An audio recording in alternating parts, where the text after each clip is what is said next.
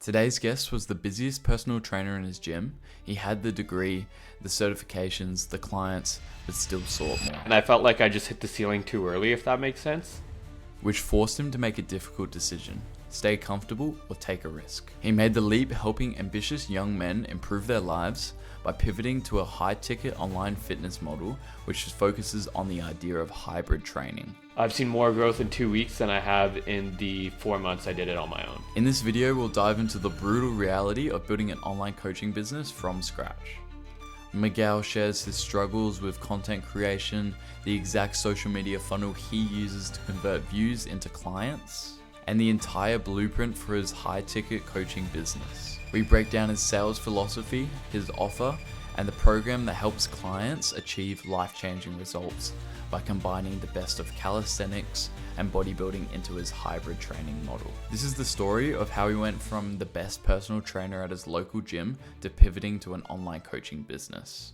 Welcome, Miguel Hombre Bueno. Hey Miguel, how's it going? Doing well, man. How are you today? Yeah, I'm amazing, man. I'm amazing. Perfect.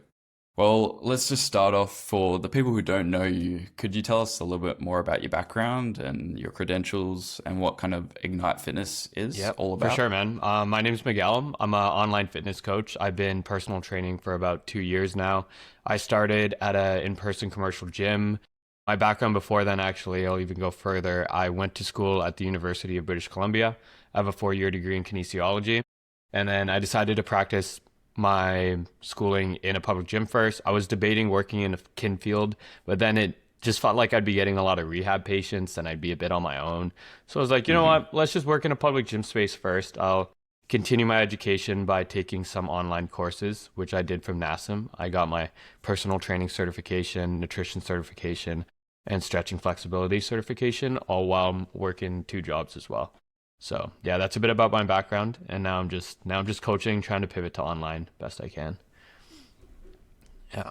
So as you say, started as a personal trainer, and then you had that moment where you wanted to pivot online. What was that kind of realization that made you transition to online? Yeah, it's a good question. In person was great. It was going really well for me. Thing with in person was I felt a bit restricted to just the people, being able to just help the people in that gym space. In that gym I worked at, I had a non-compete, so I couldn't train any clients outside of that gym. And I was one of the trainers that filled up there pretty quickly. I was actually the busiest trainer in their first month. So yeah, I filled up quick, and I felt like I just hit the ceiling too early, if that makes sense. So as far as growth goes, it was just my ability to grow online and help more people have more outreach is what I kind of saw for my future. So are you doing the online fitness coaching full time now, or yeah are you still kind of doing personal training as well? Yeah, so I'm trying to pivot fully online at some point. I'm involved in a coaching mentorship. Josh Chang is my mentor. I pivoted to start doing online in July, and it's just been a slow sort of burn for me. Again, in person went really well. I feel like the biggest difference between in person and online for me, at least, was when people came into the gym and I was offering free sessions, I had a pretty good success rate with getting new clients. But for online, I feel like since July, I've been struggling to get online clients just because my social media isn't doing as well. So that would be my funnel system compared to people coming into the gym. My funnel is social media, and I've been struggling to kind of grow as much as I'd want to on there. So I invested into a mentor to help with my funneling system to get more clients. But yeah, and I still train a couple people in person as well. But the goal is to eventually be majority online, because then I could just help more and more people. Yeah, nice. Cool. Well, so as you say, you've had a mentor, and so is your only funnel of clients coming in through online, like on social media? Or do you run any sort of ads or do anything We're trying else? to do mostly organic, at least to start off. The biggest thing is upping followers is one part of the play, but it's also the followers I want to be gaining. Of course, I'm trying to post certain types of content to attract we call it our ICP, my ideal client profile. So the follower count isn't the end of the world, but I'm really just trying to nurture and attract a certain type of client for my program, right? So what is your ICP? So who are you attracting for sure for your for offer? sure? And in the public gym, I feel like it was funny because I mostly ended up training like middle-aged women or people trying to lose weight. But as far as online, what my ICP would definitely be a younger version of myself, someone who is looking to put on, gain muscle, gain more confidence, and gain strength. And I feel like a lot of coaches kind of stray towards their younger self as their ICP, just because it's a person I could or anyone could relate most to. You can Right? relate to. As a Yeah. coach, I know what I struggled with, and I just would want to be that sort of mentor and leader for that younger version of myself. So that would be my ICP for sure. Mm-hmm. Perfect.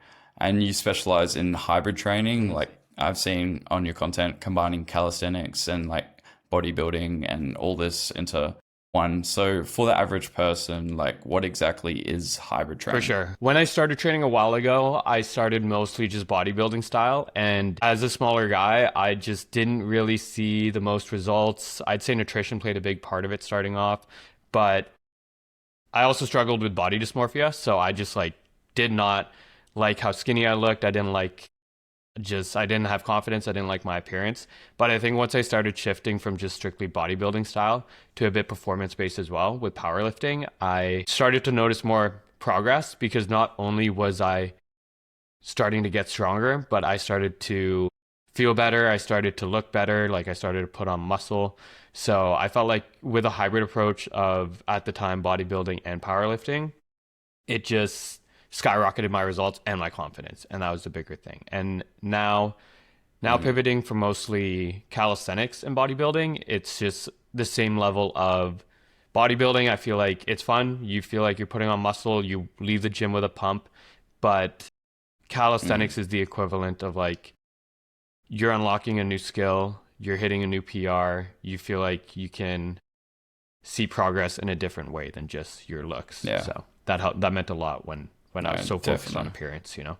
It's an amazing feeling. I train both ways as well. So I do hybrid, like kind of a hybrid approach with calisthenics, MMA, and then also like bodybuilding and kind of strength training. So I definitely see how it helps in like multiple different aspects of like people's lives. Hell yeah.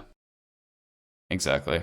Perfect. Well, thinking back to kind of your first year when you pivoted online, like what was the single biggest challenge that you kind of faced that you didn't really anticipate from your time as being an in-person trainer? Biggest challenge has definitely been the social media.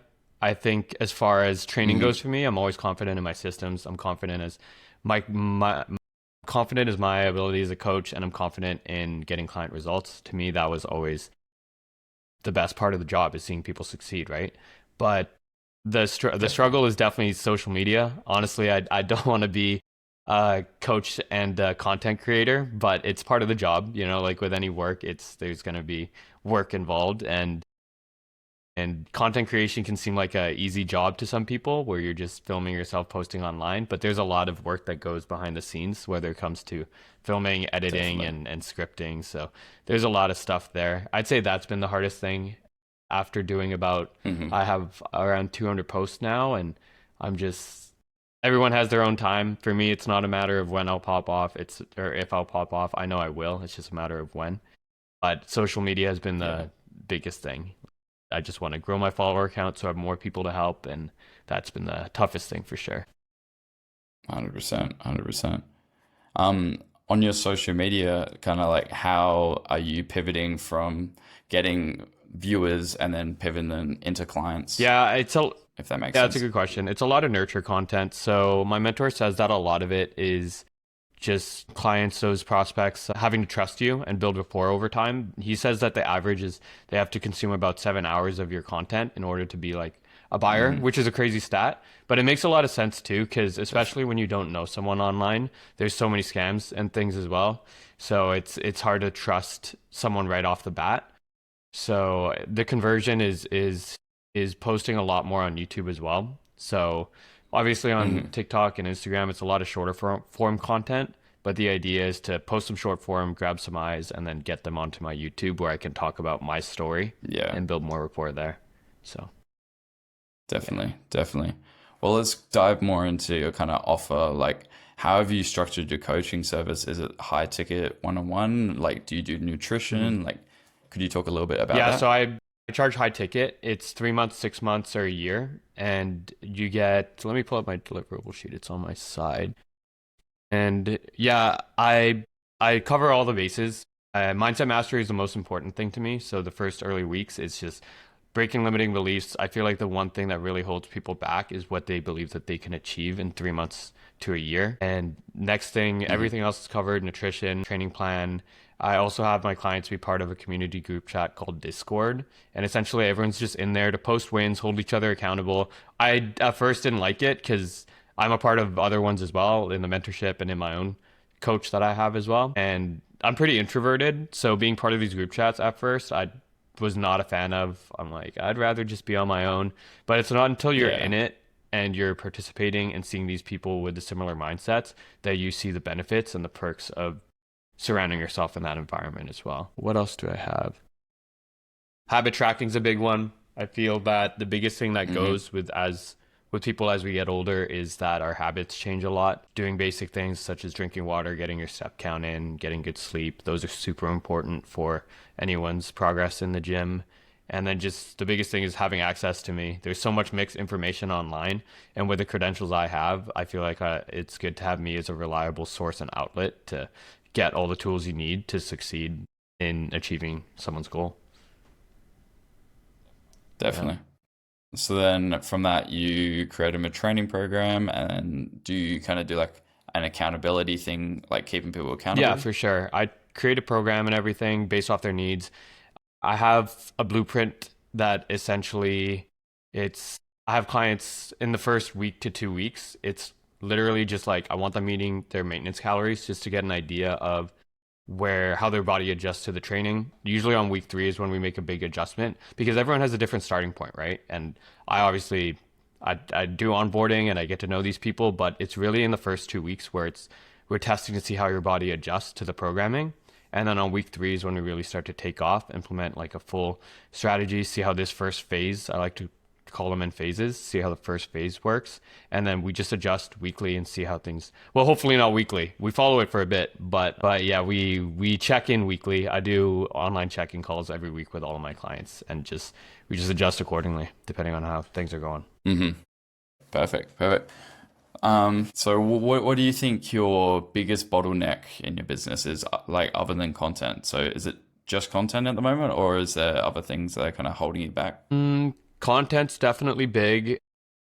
Yeah, getting more, I'd say honestly, it's just getting more eyeballs and content. But at the same time, I know that's up to me too. My mentor wants me sharing a lot more personal stories. There's so many things to get out there. And I was even talking to another guy in the same mentorship program with me, and we were talking over text, and it's just, there's so much personality that I was able to give him in such a short back and forth voice memo we were doing. And it just made me realize that, like, he's starting to get to know so much of me, and half of the people following don't even get this side of me. So I need to do, it's up to me too, right? Like, I need to do a better job of it. That's half of why I invested into this mentorship.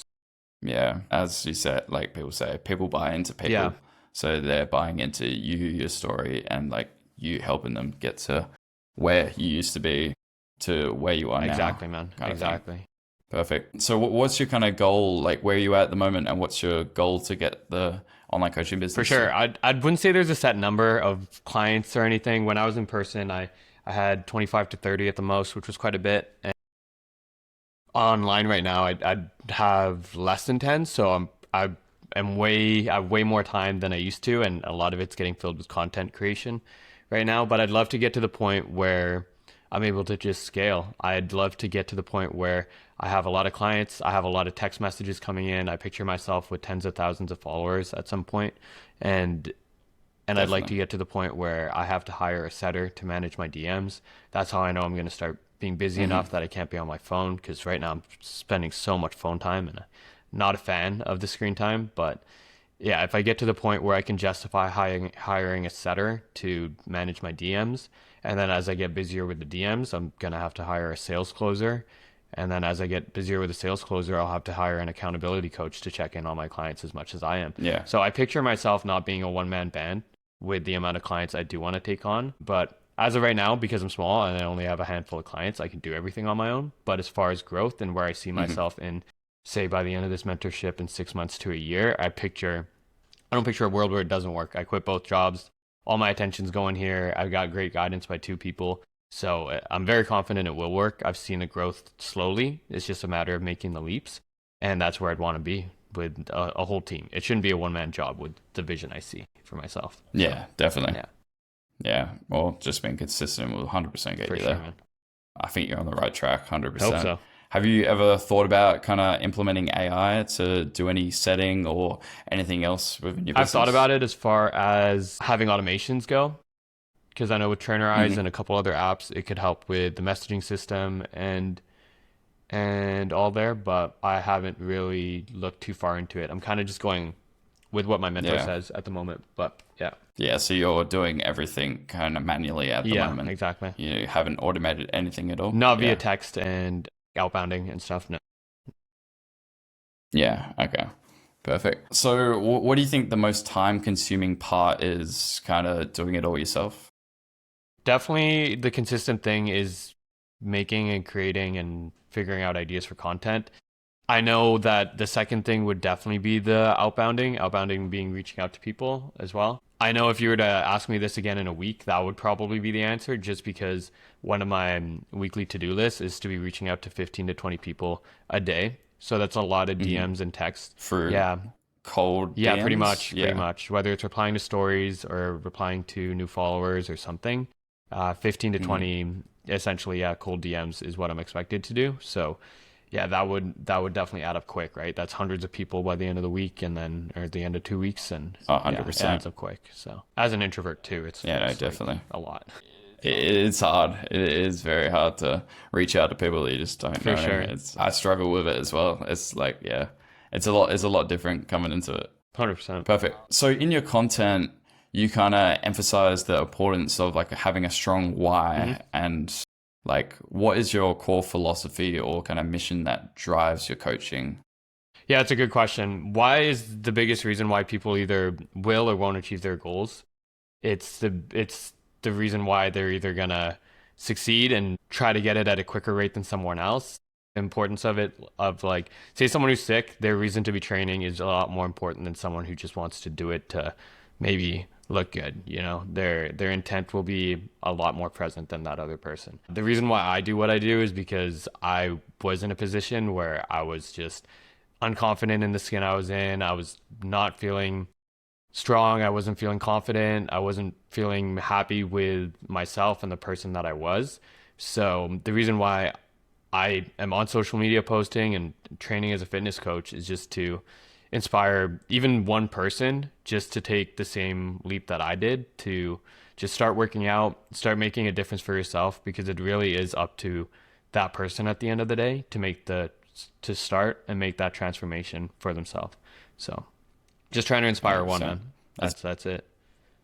It's very rewarding when you see someone come from where you were to where you are now, and just like that transformation. And I've had those clients too, and I still train a couple of them, and it's so sick when like they come to me in the exact same situation that I was in, and I'm like, holy shit, I'm like, you're straight up my ICP, man. Like I've been where you are. Let's get you moving. It's so exciting. So it's the best part of the job. Yeah, no, definitely. Or what's been your biggest like client wins? Like, have you had some like crazy results? I've had some pretty big ones. One of my buddies I worked with at my restaurant job for a while, he was gaining weight slowly over time, and then he finally saw a photo where he's like, holy shit, man, like I need to lose some weight. I took him on a couple sessions and helped him with his nutrition, and he ended up losing 100 pounds. That was probably one of the biggest ones. He lost 100 pounds over the course of eight months, and yeah, he crushed it. That was big. One of my clients, she was my manager at the gym I worked at. She's a big reason for my success. She just saw something in me when she hired me, and she's had a number of trainers throughout the years, but she, at that location she was at, she didn't have a trainer for like 2 years because there was no one that she really sparked a connection with. And then right away she hired me, and she was kind of in and out of the gym. She ended up injuring her back in a car accident and was scared to get back at it. But yeah, with my kin background, she trusted me to train her. And yeah, she lost 30 pounds. We competed in a high rock style event. So that was Wow. pretty big too. I've trained one girl in calisthenics, got her from knee push-ups to like 10 push-ups, a couple pull-ups on her own too. And then one client, he was a weight gain client. Again, he was my ICP client. He went from 130 to 165 pounds. And the biggest thing with him was he was gymming 2 times a week, and now we got him 3 to 5 times a week consistently. And it's like effortless for him. He's showing up and doing the work now. So yeah, that's been big. The mindset shift with him was really big. So Wow, that's amazing. yeah, man. Thanks. Wow. Perfect. So on the nutrition kind of things, how does nutrition with a hybrid kind of program differ to just a normal gym For program? sure. I'd say in the beginning, it's just getting the basics for everybody. Everyone has to be consuming 1 gram of protein per pound they weigh, just starting off there. The biggest thing that fluctuates with hybrid, I would say, is the carb and fat percentages. So if you're really trying to focus on performance, then carb intake has to be slightly higher. For those more elite athletes, I'd have them cycle on carbs on their lifting days, whereas on days where they're not lifting, maybe you increase fat intake just to regulate their hormones and make sure everything's well balanced. As far as the average basic standard hybrid client, it's just like get the basics, start there. We'll see how your body adjusts again in those early 2 weeks, just to see how your body adjusts to the programming and your baseline nutrition. And then usually based off performance in the first couple on weeks 3 and 4, you can see the difference in their growth and just adjust based off their specific goals. Yeah. So what would you say is like the average daily kind of meals that you would recommend to someone who's training hybrid? It's tough, man, because I am so boring when it comes to I give people meal plans on these as well, and we usually adjust it based off what they like, of course. When it comes to meal planning, for me, I'm really basic. If I'm to give someone like A to Z diet, it's just like as long as you have like 2 fistful of protein, a cup of carbs like rice, potatoes, whatever it is, and then a bunch of veggies, then you're pretty golden. Like I eat basic. I'm literally chicken, rice, and broccoli. I'm the basic gym rat. But everyone eats so differently. In the beginning, it comes down to photos, tracking, seeing where they're at, and then just seeing how we can improve. Because everyone eats so differently, it's hard to give an A to Z meal plan. I give them exactly what is it? Different meals for each day. It makes it really confusing. I'm like, okay, these are the meals you could follow for the week, but also treat them as guidelines, Like don't feel like you have to buy every ingredient and follow this exactly, because the thing is the most sustainable diet that'll get you results is one that you can actually do. So some of these meal plans are just too different, Exactly. So let's just see what you eat first 2 weeks, and then let's just add or remove or adjust accordingly. That's how I like to approach. Yeah, lots of people struggle with their diets and nutrition, kind of just sticking to it. I think it's the hardest part. Like I find it myself, and like calorie tracking and all For that. sure. Yeah. What would be some advice that you would give to someone who's kind of struggling to be consistent with that kind of side of 100%. things? Yeah. I think if you're trying to do it on your own, that's definitely, I don't want to say where people fail, but it's hard to hold yourself accountable and just do everything by your own with no guidance. So if you have a partner or you have a coach in this case, you'll have someone to at least hold you accountable, and you can still eat the things you love and still treat yourself and go out or even eat fast food if you want. You just need someone to kind of guide you around those decisions, where you can maybe, if you're planning on eating out at night at say McDonald's, it's going to be a heavier carb and fat meal. Maybe you're just upping your protein and lowering your carbs in the morning. Maybe you eat breakfast later because it'll be a high calorie dinner, and you're trying to up your fiber throughout the day. There's so many different strategies where if you know how your day or week's going to pan out, if you have someone to actually give you a blueprint to walk around that, then you're set up for a win, right? You can live your life but still get your results. So Yeah, nice.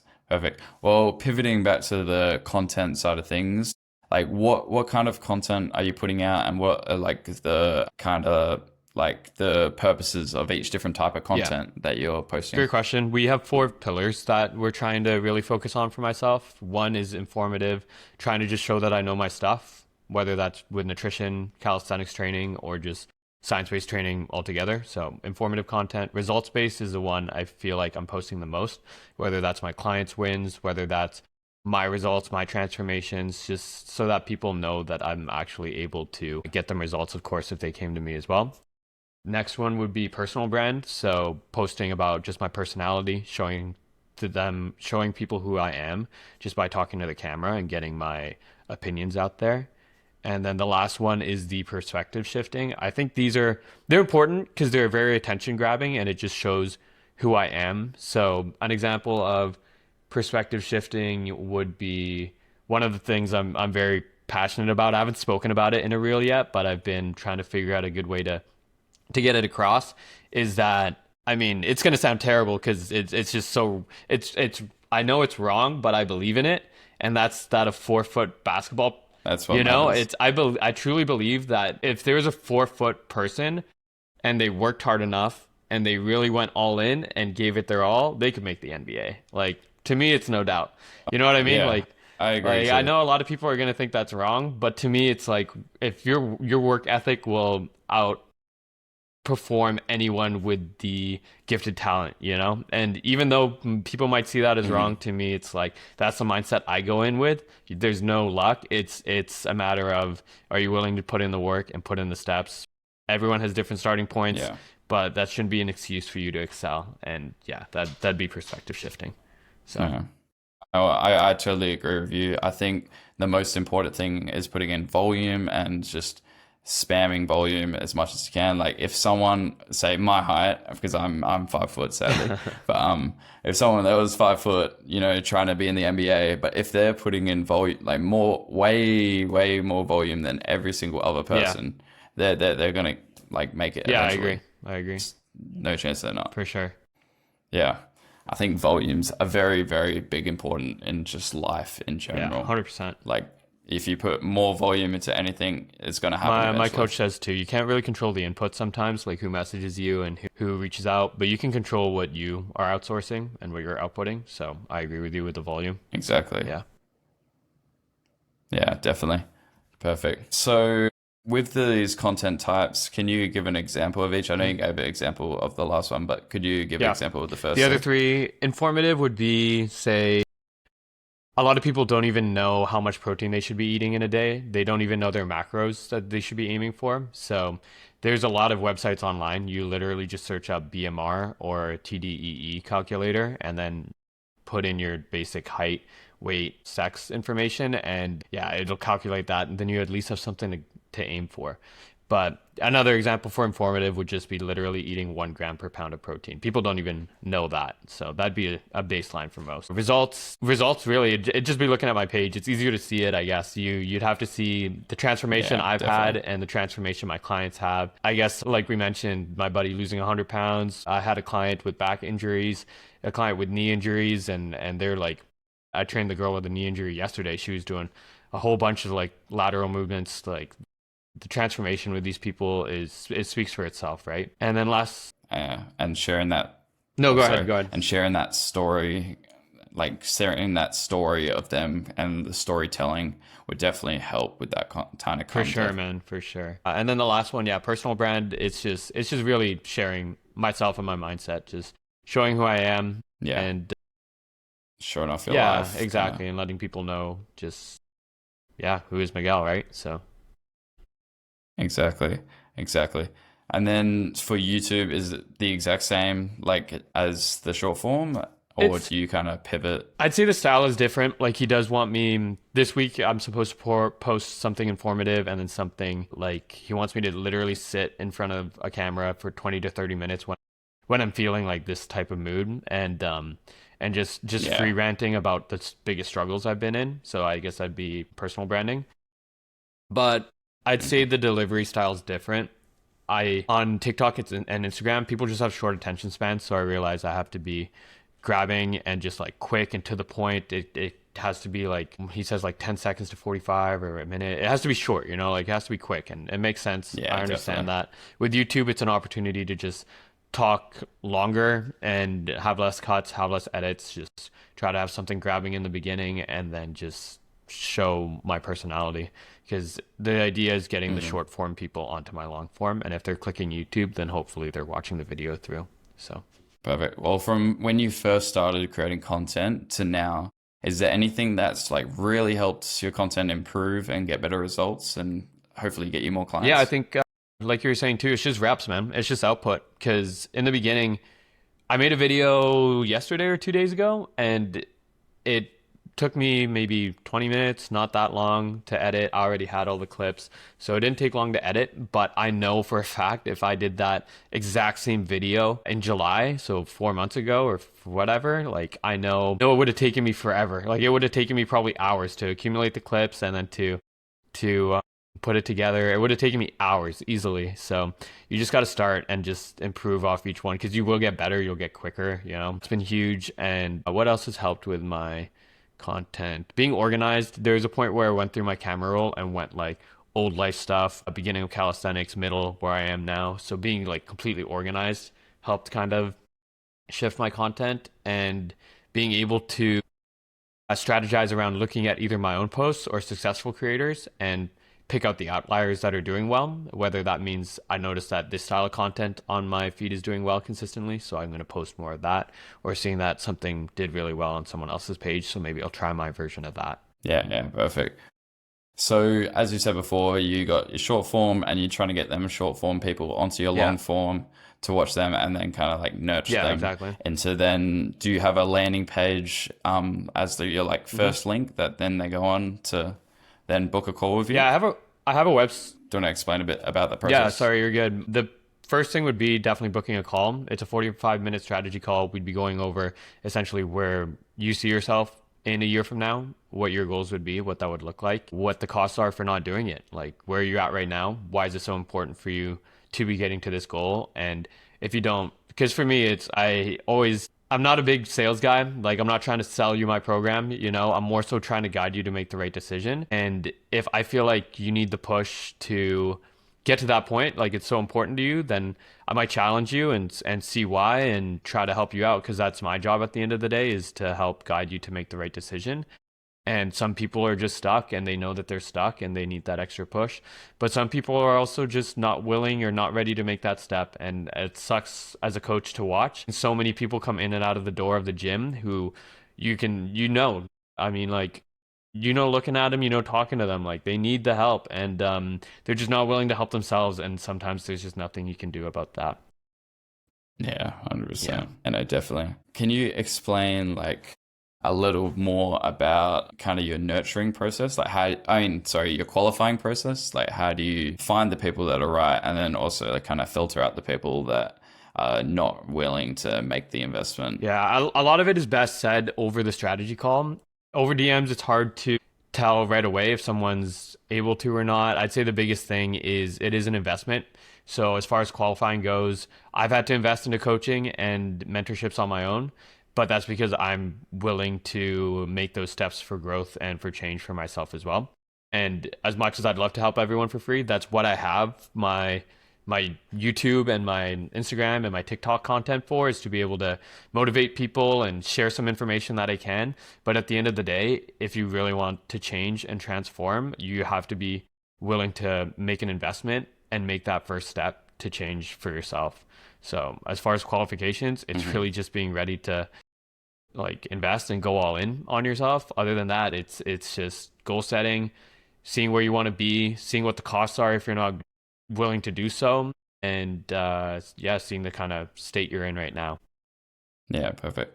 And so with your strategy call, is this a one call close? Do you try close the people on the single call, or do you go to a two call? It depends. If someone is in the DMs and just asking a lot of more information, I'm just going to offer, hey man, like let's just hop in a call, let's talk. That would be a triage call. It'd be 15 minutes. I'd be like, hey, let's just get in a call. I'm not going to I wouldn't say that, but I wouldn't sell them at all, like I'd be in that call and I'd just be giving them more information.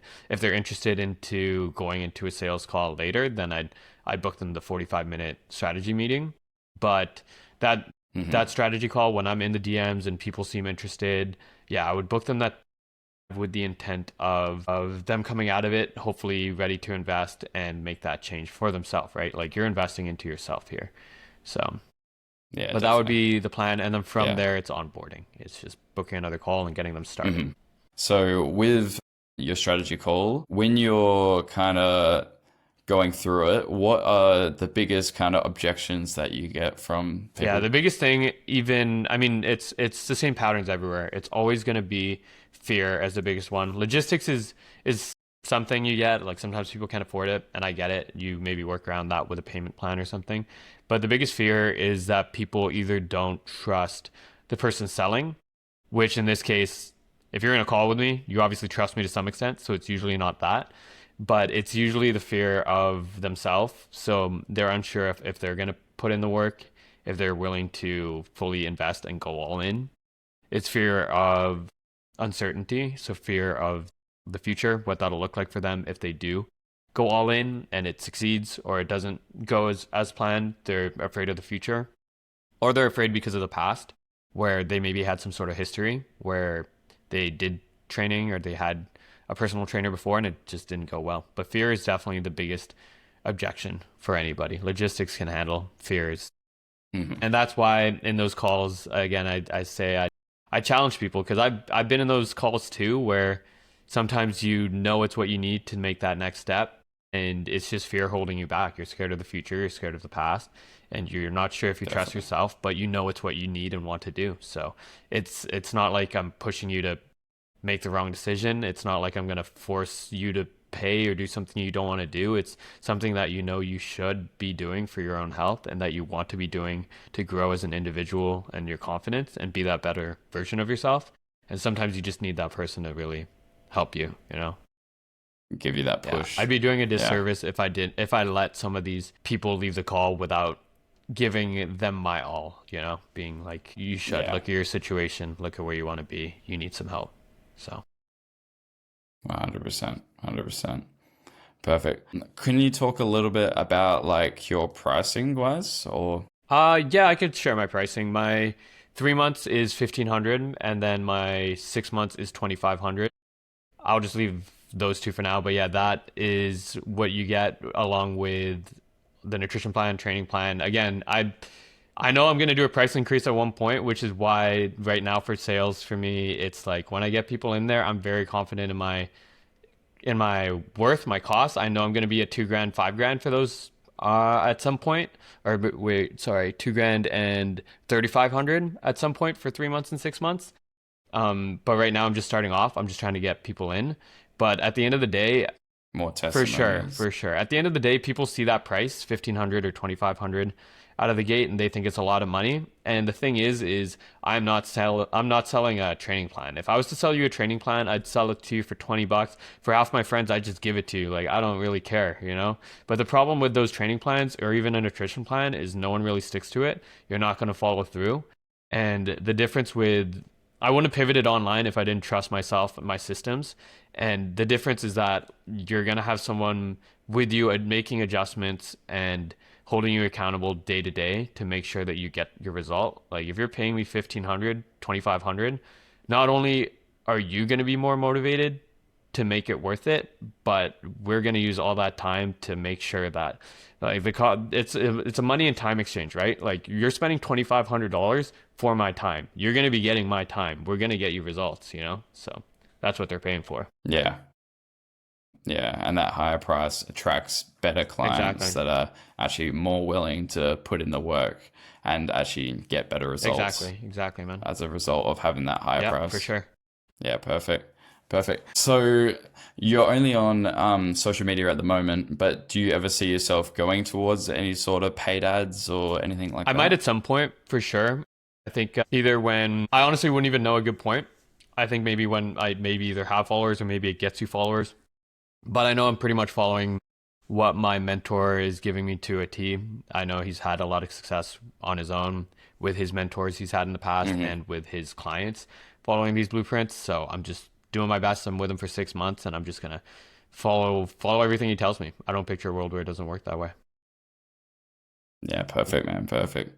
Well, to wrap it all up, if you could give one advice to a personal trainer or an online coach just starting out on their journey, what would it be? To an online coach, I'll hit you with two actually. One would be just start, because you don't know what'll happen unless you start.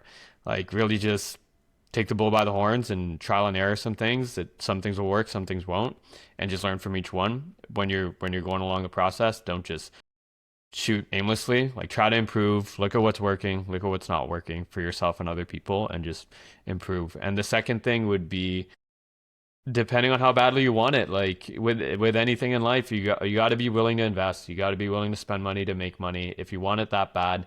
For me, I know regardless, if I didn't invest into the mentorship, I'm gonna get it at some point on my own.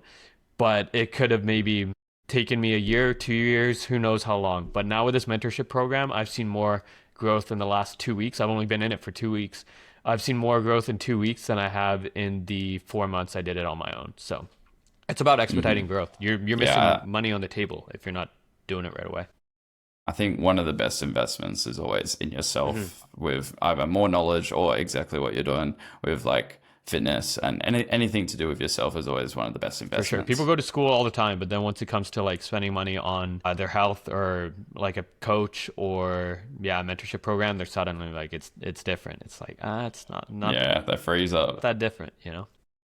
No, it's actually cheaper than it is. Yeah. Especially in America, you pay a lot to go to college. Yeah, exactly. And I would actually argue that you get probably more out of it's specific, than you do. I college. agree. I did 4 years of school. There's a lot of electives, and then I did online programs. It was just literally just what I wanted. I'm like, holy shit, you know? Like, anyway. Yeah.